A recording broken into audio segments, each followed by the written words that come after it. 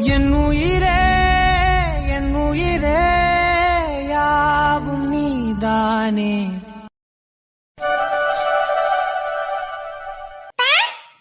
என்ன செல்லம்? செல்லம், அப்பாவுக்கு கொஞ்சம் தலைவலிக்குதுடா, செல்லக்குட்டி விளையாடுங்க.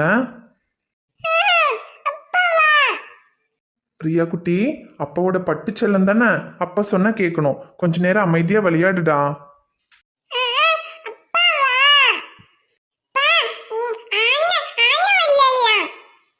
செல்லம், அப்பாவுக்கு தலைவலியா இருக்குடா, நம்ம நாளைக்கு யானை விளையாடலாம். இப்போ ரொம்ப நேரம் ஆகுதுல்ல, நீ தூங்கு வா.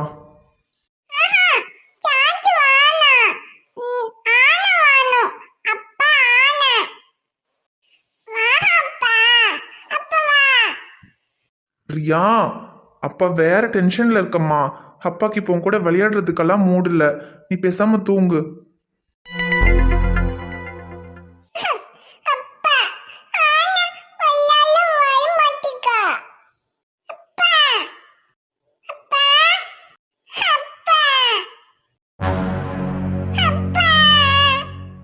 என்னாச்சு இவனுக்கு?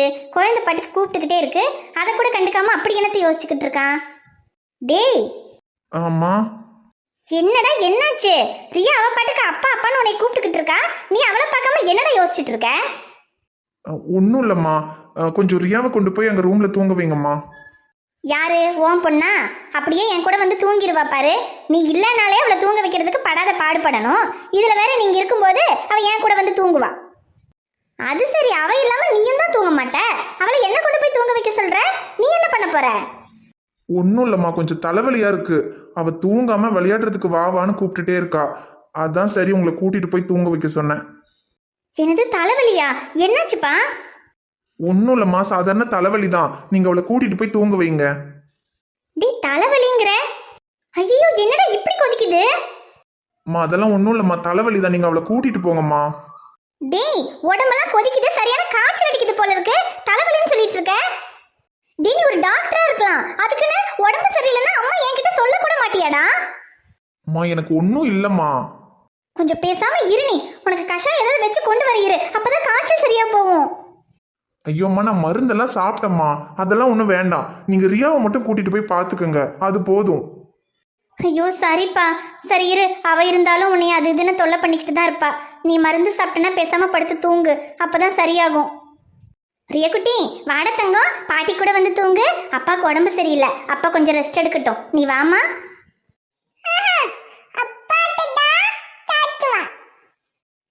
செல்ல குட்டி, எப்பவும் அப்பா கூட தானே சாச்சுறீங்க, இன்னைக்கு ஒரு நாளைக்கு பாட்டி கூட வந்து தூங்குங்கடாமா. பாட்டி கூட வந்து தூங்குனா ரியா குட்டிக்கு பாட்டி கதை சொல்லுவேன், அப்புறம் பாட்டி யானை விளையாட்டெல்லாம் விளையாடுவேன். நம்ம 2 பேரும் யானை விளையாட்டு விளையாடுவோமா? எங்க பாட்டி ரூமுக்கு வரியா?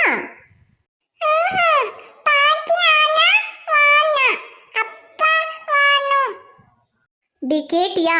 அவ எங்கடா என் கூட வந்து தூங்குவா? ரியா குட்டி, அப்பாவுக்கு உடம்பு சரியில்லடா, காய்ச்சல் அடிக்குது. செல்லக்குட்டி அப்பாவோட தூங்குனா செல்லத்துக்கும் காய்ச்சல் வந்துடும்.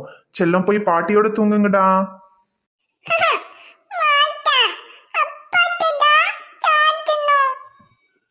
ஐயோ சரிம்மா, அவ வரமாட்டா போல.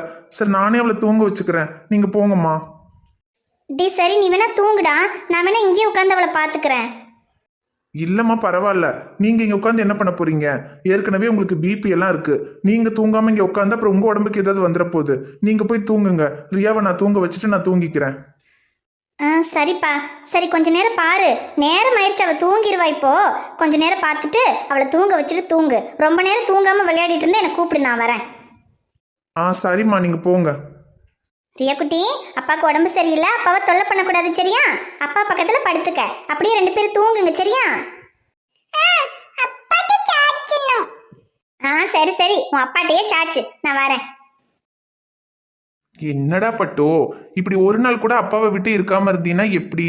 அப்பா எங்கேயாவது வெளியே போயிட்டேன்னா அப்ப பாட்டியோட தானே இருக்கணும். சரி சரி, நீ வா, அப்பா உன்னை தூங்க வைக்கிறேன். ரியா குட்டி, இப்போதைக்கு இந்த உலகத்துல என்னை விட்டு போகாம என் கூடயே இருக்கிறது நீ மட்டும் தான்டா. ஏதோ காரணத்துக்காக உன் அம்மாவும் என்னை விட்டு போயிட்டா. ஆனா உன் அம்மா என்னை விட்டு போனப்போ கூட நான் இந்த அளவுக்கு உடைஞ்சு போனதில்லை.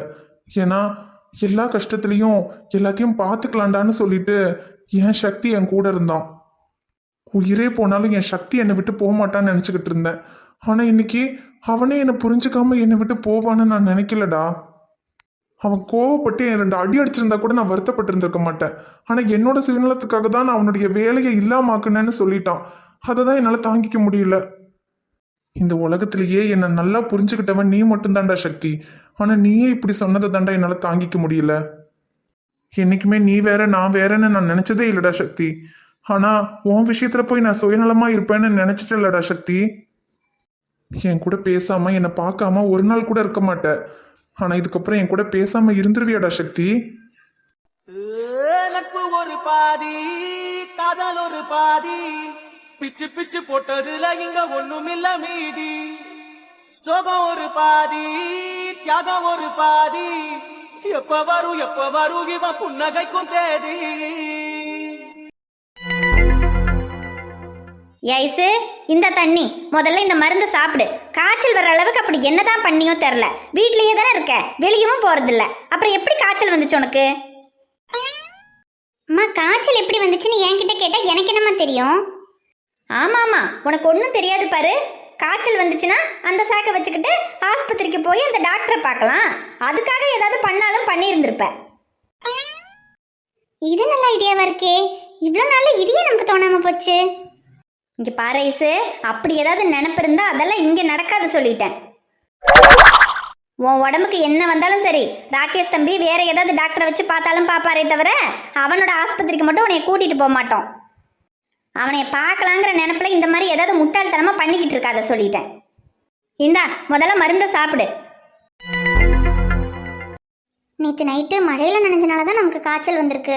நமக்கு காய்ச்சல்னா அப்போ ஒருவேளை அவருக்கும் காய்ச்சல் வந்திருக்குமோ? இன்னைக்கு காலையிலேருந்து அவருக்கு ஃபோனும் பண்ண முடியல, அவரும் நம்மளை கூப்பிடல. சரி, இப்போ கால் பண்ணி பார்க்கலாம்.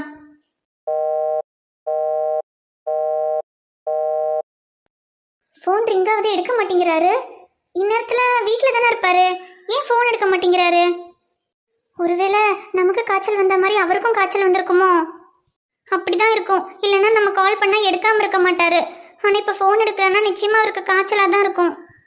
ஷமீர், என்னை பார்க்க வந்ததுனால தான் உங்களுக்கு காய்ச்சல் வந்துருச்சு. நீங்கள் எப்படி இருக்கீங்கன்னு கூட தெரியல. எனக்கு உடனே உங்களை பார்க்கணும். இப்போ இந்த ராத்திரியில் எப்படி அவரை பார்க்க போகிறது? ஐசுகண்ணே. அம்மாச்சி, வாங்க அம்மாச்சி. என்ன ஐசுகண்ணே, உன் ஆத்தகாரி என்னவா கிடந்து காய்ச்சல் வர வச்சு விட்டா அப்படி இப்படின்னு உங்ககிட்ட கத்திக்கிட்டு கிடந்தா என்ன சமாச்சாரம்? உனக்கு என்ன காய்ச்சலா? ஐயோ, ஒன்றும் இல்லை அம்மாச்சி, கொஞ்சம் லைட்டாக காய்ச்சல் அடிக்குது, அவ்வளோதான்.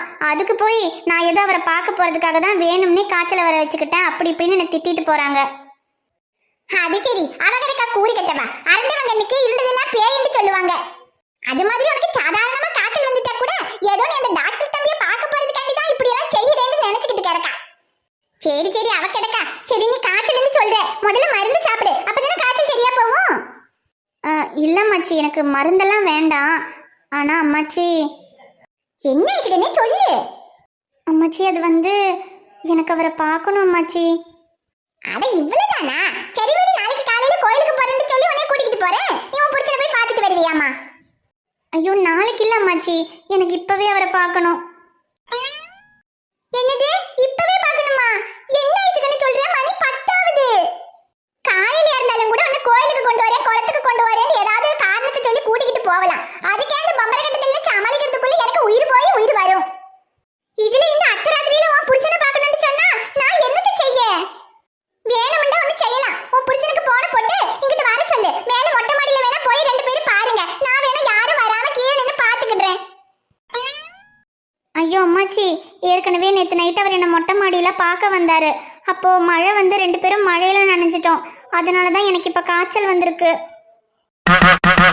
அடியாட்டி, பாட்டி 8 அடி பாஞ்சா பேத்தி 16 அடி பாய்வான்றது சரியா வில்லமா இருக்கு.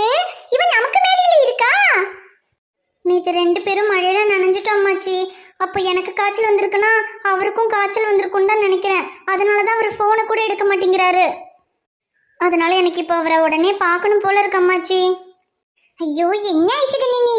இந்நேரத்தில் போய் பார்க்கணும்னு சொன்னா நான் என்னத்தை செய்ய? ஐயோ மச்சி, நீங்க தான் ஏதாவது பண்ணணும். அவருக்கு உடம்பு வேற சரியில்லை. அவரை பார்க்காம இருந்தா எனக்கு தூக்கமே வராது. அவரை ஒரே ஒரு தடவை பார்த்துட்டு மட்டும் வந்துட்டேன்னா போதும். ப்ளீஸ் அம்மாச்சி. சரி சரி, புருஷனுக்கு உடம்பு சரியில்லைன்னு அவனை பார்க்கணும்னு நீ நினைக்கிறதுலாம் சரிதான். ஆனா இப்ப எப்படி உன்னைய வெளியே கொண்டு போய் இந்த ராத்திரியில உன் புருஷனை பார்க்க வைக்கிறதுன்னு தான் யோசனை பண்ணிக்கிட்டு கிடக்கேன். சரி, நீ ஒன்றும் கவலைப்படாத. இன்னும் கொஞ்ச நேரத்துல இந்த வீட்டுல உள்ளவங்கெல்லாம் தூங்கிடுவாவோ. அதுக்கப்புறமா உன்னைய வெளியே கொண்டு வரேன், சரியா? அப்புறம் எப்படியாவது போய் உன் புருஷன் வீட்டுக்கு போய் அவனை பார்த்துட்டு வந்து விடலாம். அம்மாச்சி, இந்த வீட்டை விட்டு வெளியே போற வரைக்கும் சரிதான். அதுக்கப்புறம் அவர் வீட்டுக்கு எப்படி அம்மாச்சி போறது? அட, அதை பத்தி நீ ஒன்றும் கவலைப்படாத வச்சுக்கண்ணே. அதே இந்த அம்மாச்சி இருக்கேன்ல. ஏன் ஆம்பளை பையனுக்கு தான் சொம்பரேறி குதிக்க தெரியுமாக்கு? ஏன் பொம்பளைக்கு நம்மளுக்கு சொம்பரேறி குதிக்க தெரியாதாக்கு? இந்த அம்மாச்சி உன்னை கொண்டு வர, நீ கவலைப்படாம வா வச்சுக்கண்ணே. ரெண்டு பேரும் நல்லா தூங்கிட்டாங்க. உடம்பு இப்படி நெருப்பா கொதிக்குது. கசாயம் வச்சு தரனாலும் வேணாங்கிறான். அது சரி, நீ ஒரு டாக்டரு, உனக்கு இந்த காய்ச்சலெல்லாம் ஒரு பெரிய விஷயமா இல்லாமல் இருக்கலாம். ஆனால் நான் உன்னோட அம்மாடா. உனக்கு உடம்புக்கு சின்னதாக ஏதாவது வந்துட்டா கூட அது எனக்கு பெரிய விஷயந்தாண்டா. சரி, மருந்து சாப்பிட்ருக்கேன்னு சொல்கிறான். சாப்பிட்டானோ இல்லை சும்மா சொல்கிறானோ அதுவும் தெரியல. இந்த ஈர துணியை வச்சா கொஞ்சம் சூடாவது குறையும். இவளை இப்படியே எப்போ பார்த்தாலும் நெஞ்சிலேயே போட்டு தூங்க வச்சா அப்புறம் எப்படி அவள் நம்மக்கிட்டலாம் வந்து தூங்குவா? இப்போ எடுத்து கீழே படுக்க வைக்கலான்னாலும் கடைசியில் அவள் தெளிஞ்சிட்டான்னா அப்புறம் அழ ஆரம்பிச்சிருவா. அப்புறம் அவனோட தூக்கமும் சேர்ந்து கெடும். சரி, வேணாம், அப்படியே தூங்கட்டும்.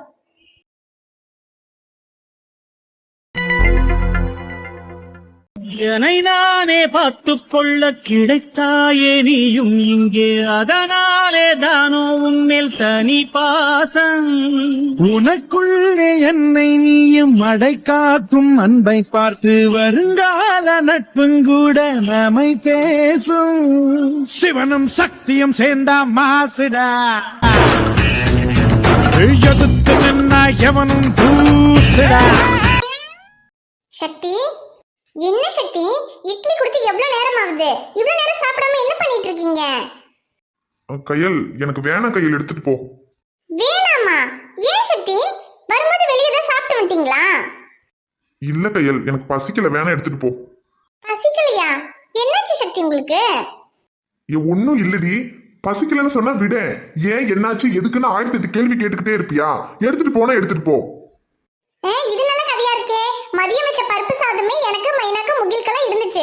இருந்தாலும் சரி, நீங்க பருப்பு சாதம் சாப்பிட மாட்டீங்க, உங்களுக்காக இட்லி செய்வோம்னு சொல்லி உங்களுக்காக இட்லி செஞ்சு கொண்டு வந்து கொடுத்தா நீங்க பாட்டுக்கு அசால்ட்டா வேண்டாம் எடுத்துட்டு போனா அது எப்படி முடியும்? உங்களுக்காக தான் கஷ்டப்பட்டு சமைச்சிருக்கேன். ஒழுங்கா சாப்பிடுங்க சக்தி. கையில் ஒழுங்கா எடுத்துட்டு போயிரு. நான் வேற டென்ஷன்ல இருக்கேன். இதுக்கு மேல இங்க நின்னு வாழு வாழுன்னு கத்திட்டு இருந்தேன்னா செவனிலேயே 2 கொடுத்துருவேன்.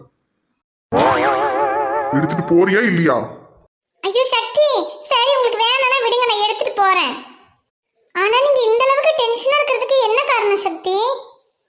வேலை போயிடுச்சுங்கிற விஷயத்தை இவகிட்ட எப்படி சொல்றது?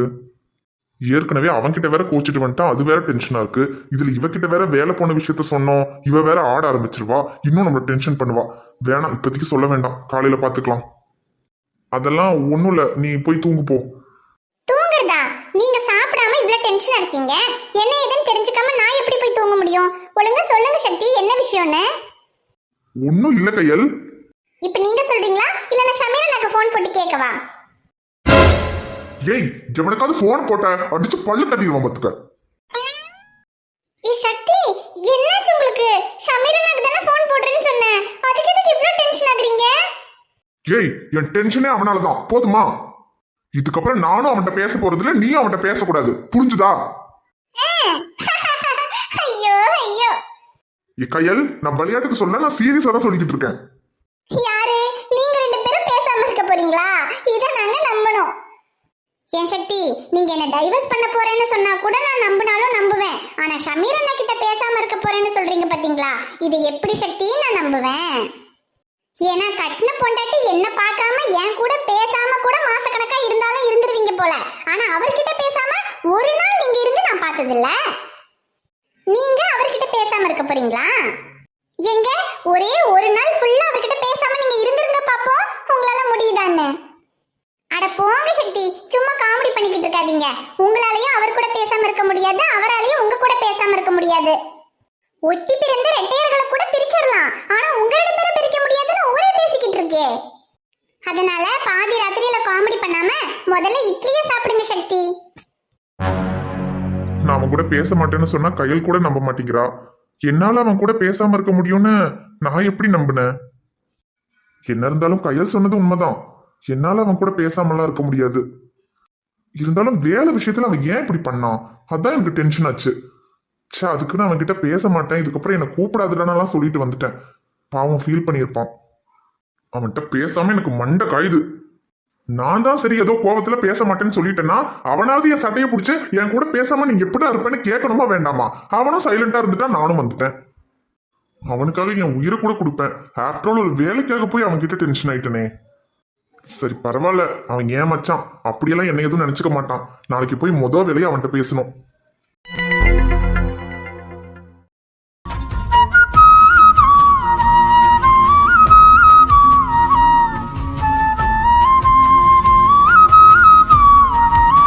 நான் நினைச்சது சரிதான். நான் நினைச்ச மாதிரியே இவருக்கும் காய்ச்சல் அடிக்குது. ஷமீர், ஐயோ வேண்டாம், 2 பேரும் நல்லா தூங்குறாங்க. நமக்கு இவரை பார்க்கணும்னு தோணிச்சு பார்த்துட்டோம்.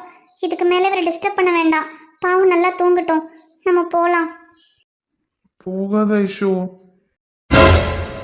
ஷமீர்,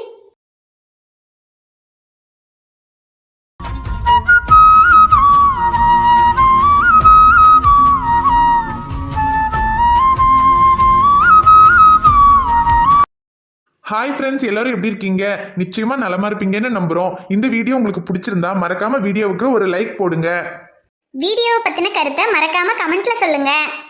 வீடியோவை உங்க ஃப்ரெண்ட்ஸுக்கும் ஃபேமிலிக்கும் ஷேர் பண்ணுங்க. சேனலை இன்னும் நீங்க சப்ஸ்கிரைப் பண்ணாம பார்த்துக்கிட்டு இருந்தீங்கன்னா மறக்காம சப்ஸ்கிரைப் பண்ணிட்டு பாருங்க. நாங்க உங்களை நாளைக்கு பார்க்க வரோம். Bye friends. பை.